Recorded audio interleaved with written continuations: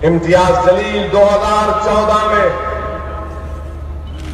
19-20 साल सहाफी थे। मशहूर NDTV में 12-13 साल पूना के जिम्मेदार थे। इन्होंने आकर मुझसे कहा कि असद भाई, मेरी इनसे पहले से मुलाकात थी, दोस्ती थी, कभी मैं इनसे पास चीजों पर राय मशवरा फोन करके कर लेता था क्योंकि सहाफी हैं। एक दिन मुझसे मैंने बातचीत करे तो कहा कि मैं एक बात आपको कहना चाह रहा। मैंने कहा बोलिए क्या है? कहा कि मैं औरंगाबाद से इलेक्शन लड़ना चाहता हूं। मैंने कहा क्या वजह? तो बोले नहीं, मेरा ख्वाब है कि मैं एक MLA बनूं और औरंगाबाद के गरीब आवाम की आवाज उठा सकूं महाराष्ट्र की असेंबली में। क्या तुम में अगर ऐसा कोई शख्स है जो इस तरह का ख्वाब देखता है तो आगे बढ़ो। उस ख्वाब को पूरा करना है। इम्तियाज जलील को औरंगाबाद की आवाम ने मुत्तहिद होकर MLA बनाया और फिर 4.25 साल के बाद इम्तियाज जलील और वहां के अरकान बल्दिया ने मुझसे आकर दारुस्सलाम में कहा कि असद साहब, हमारा ख्वाब यह है कि औरंगाबाद से हमारा MP कामयाब होकर जाए। मैंने कहा तुम तैयार हो उस लड़ाई के लिए जो बड़ी लड़ाई होगी? तो तमाम अरकान बल्दिया ने मुत्तफका तौर पर एक आवाज में कहा कि एक मौका हमको दे दो आप, हम अपने इस ख्वाब को पूरा करना चाहते हैं।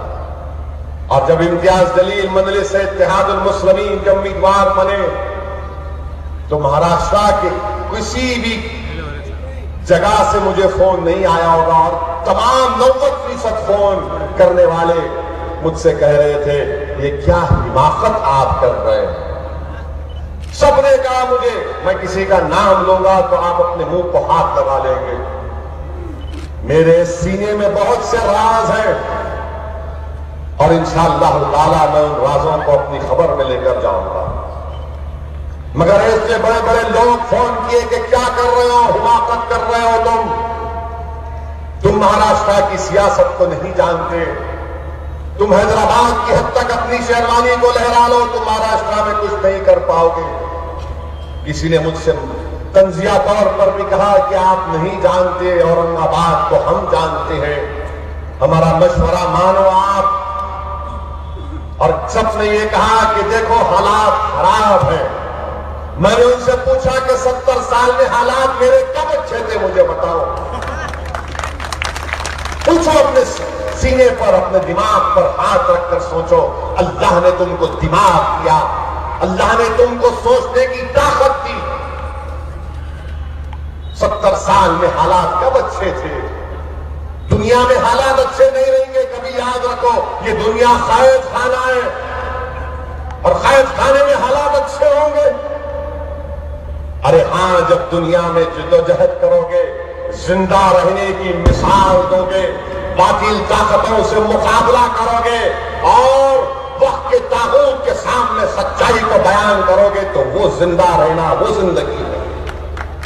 हमने उम्मीदवार खड़ा किया, सबने कहा बहुत बड़ी गलती कर रहे हैं। सबने कहा कि तुम्हारी वजह से वहां पर शिवसेना बीजेपी कामयाब हो जाएगी। बहुत से डेलीगेशन में से आकर मिले, बड़े बड़े जिम्मेदार लोग आए तो मैंने कहा आपका आना मेरे लिए बाइज़े बरकत है, मगर मैं आपकी मौजूदगी में गुस्ताखी कर रहा हूं, मैं आपकी इस बात को सुनने को तैयार नहीं हूं। मैंने कहा एक सीट है महाराष्ट्र में, 48 है ना पार्लियामेंट सीटें। मैंने कहा 47 पर आप जो करना है कर लो, एक पर मेरी दीवानगी है। मेरे लोग आकर मुझसे कहे हैं कि हमने ख्वाब देखा है, असद साहब हमको ख्वाब पूरा करने दो। मैं उन लोगों के ख्वाबों को चूकना-चूर नहीं कर सकता। आप अपनी सोच को दूसरे पार्लियामेंट की सीट पर कर लो, मुझे छोड़ दो इसको मेरे हाथ पर। हमने इलेक्शन लड़ा। मैं मुबारकबाद देता हूं मेरे मजलिसी रुफ़क़ा को, बड़ी ताकत के साथ लड़ा और सिर्फ 25 दिन का इलेक्शन था औरंगाबाद का।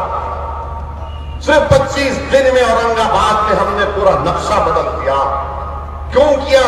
क्योंकि हमारे हौसले बुलंद थे, हम में एक अज़म था, हम में एक फिक्र थी और सबसे बड़ी बात ये थी कि हम हारने से नहीं डरते थे, हम हारने से नहीं डरते थे और हमको हार की फिक्र नहीं थी। हमको फिक्र इस बात की थी कि पूरी ताकत लगाएंगे, जिद्दोजहद करेंगे, 24 घंटे में अगर 19 घंटे काम करना पड़े तो काम करेंगे। और किया वहां पर।